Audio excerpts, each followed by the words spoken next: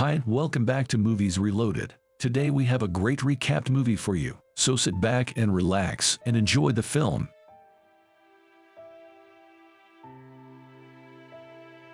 We see a minivan and another vehicle approach a warehouse, with Deacon getting out. Matt begs the mustachioed man not to kill Fred and Matt, who are hanging from meat hooks with their pants down. The man replies that they won't kill them but will take their balls. Going back to their school year, we learn that high schoolers are expected to make mistakes and hear a woman scream uncontrollably from somewhere in the auditorium. It turns out that Fred borrows movies from the video store. Matt copies them on an extra VHS, and Deacon sells them to needy freshmen. While watching it, the boys sit there and criticize the adult film industry, but soon the bell rings. Deacon offers the tapes for sale to other pupils. Matt tries to record himself working in the hallways, but he always seems to get sidetracked while watching the girls in the locker room. He also always gets caught. When we return to Deacon, he makes it clear that the only thing on his mind is booty, even talking to the sex education teacher. When Deacon hears a rumor about Rachel getting it on at a party, he becomes enraged because she had previously told him that she wasn't ready. After school, Deacon watches Rachel get a ride home, and Andy informs Fred that Deacon has a confidence issue. Deacon believes they simply need more money in order to attract more women, and Matt appears to agree. On the other hand, Brett doesn't believe that anything will change when Deacon returns home and his family surprises him for his birthday. But Deacon was expecting a car. In his defense, his parents did a whole present reveal in the garage. Why would they wrap up a computer and present it in the garage? That's just misleading. That weekend the guys go to Co-op's house party, but Co-op tries to keep them out. It's only after Deacon says it's his birthday that he lets them in. The following day, they learn that they won't be able to continue their adult DVD scam because Fred was fired later. So Deacon goes over to talk to her, but their conversation is about as uneventful as one might anticipate. Deacon has the brilliant idea to create their own adult movie, and he already has a focus. He wants to create adult movies for virgins by virgins.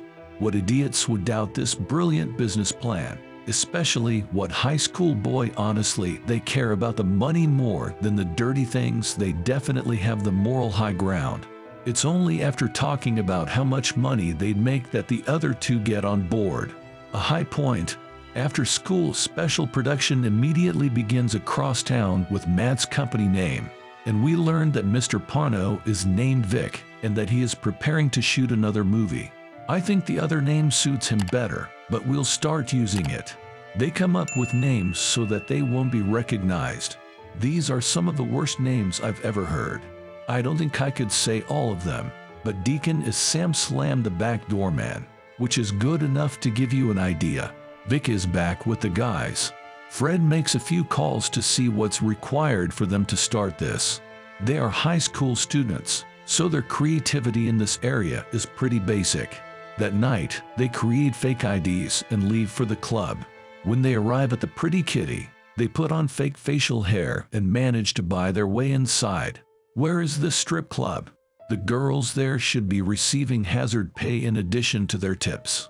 Once they tell her they're looking for talent, one of the girls who had been trying to drum up business with them goes and gets Ashley. As soon as the club closes, the boys drive to escort Deacon and the boys to his house, where they pass out intoxicated on the front step. The following day, Vic learns that someone has taken their talent, and he talks to his boss about what they're going to do about it. Ashley tells them that she's 18 and she's immediately hired. The boys watch her do a little dance as an audition, but they had already hired her. Could you envision doing that for the entire workday? I mean, I wouldn't mind, but wouldn't you eventually grow weary? When Jake, who saw the strippers drop them off the night before, arrives at Deacon's house, the guys are posting pre-order sales on their website and choosing one of their classmates to be the face of the website. When Jake learns that they are filming a porno, he tries to play the male lead. The guys then have Ashley meet them in their basement, where they begin filming Ashley's scenes. When they begin filming, it becomes clear that this is completely unfamiliar ground for them. and Matt gives her all the guidance she needs to play her part. Jake then enters for his scene, without passing judgment, and he ends up blowing it literally with just one touch. And I believe that is a sure sign that these guys are amateurs. If that were the case, I doubt any movies would ever be produced. When the guys post the description on the video, pre-orders soar as over 1 million people visit the site. Later at school, Deacon runs into Naomi and helps her as she changes her shirt while he blocks the view for everyone. After JJ quacks out on everyone, the guys discuss what they need to do and decide that they must hire co-op.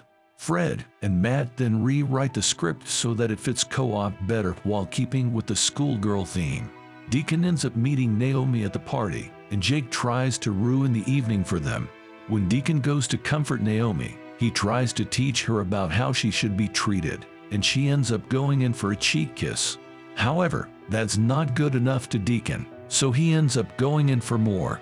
In the end, it works out, and everyone witnesses Deacon and Naomi making out. Oh wait, it turns out to be much more than that because this Deacon visits the set the following day to see what's happening. Andy and Matt have some creative disagreements, and once they begin filming, the special effects start a fire, which Deacon must douse with water from the washer. If only this wouldn't backfire with Naomi later, I don't know if it does, but there are way too many things that could become a hiccup later. So I'm just assuming that this is yet another one to add to the list, but they rush upstairs to the kitchen and wind up running into Deacon's family after coming up with a clever lie about Ashley being Deacon's girlfriend and them having a makeout party. In the meantime, Vic learns about the website and obtains the address from their website. However, they are unaware that the address is phony, and Vic ends up interrupting a 9-year birthday-old's party back at Deacon's house, which Fred and Matt are surprised to find out about.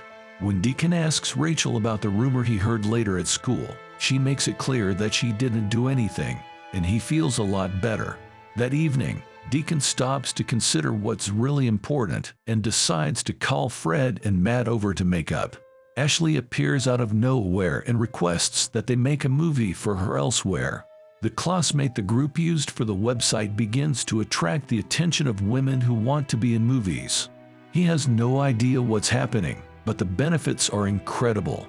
I feel like they just filmed the entirety of the month's worth of material in one day. Where did this other couple come from? That's efficiency. Back in the basement, the guys set up a mock prom night, and they begin filming the remaining portions of their project. The following day, Vic overhears the film store employee discussing the after-school special men waiting to open an account, and he attempts to hardball the employee into giving him information about them back at the house. Deacon and Fred are eager to see the completed project, but Matt is put off by all the unpleasant things that took place behind the scenes. They managed to persuade Matt to complete the film because they had pre-orders, but they agreed to leave the industry afterward. They throw a large bonfire party at the beach where everyone attends. Ashley shows up and informs them that another major company wants to fly her and Coop out to establish a professional contract. It can't be that simple to break into the industry because it doesn't seem fair.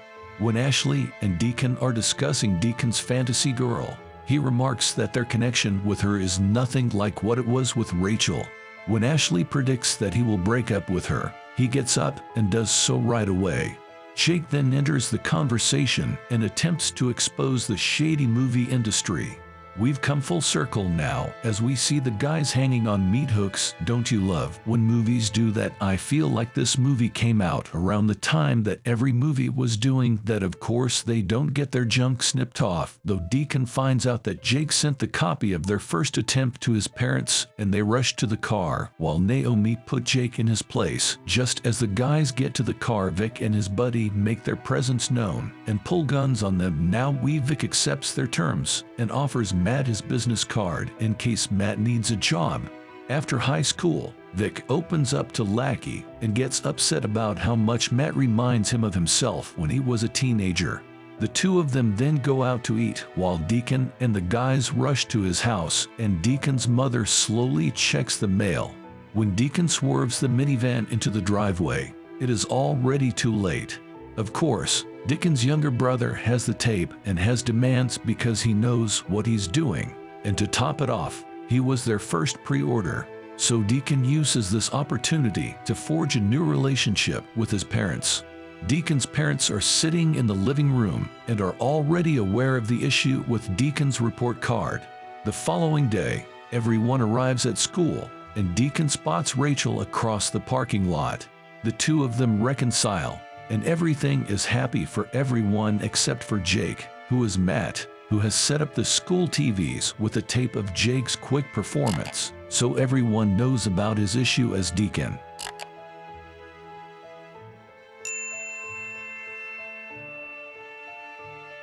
Thank you for watching. I hope you enjoyed the recap. Let us know in the comments what you thought. And while you're here, consider subscribing.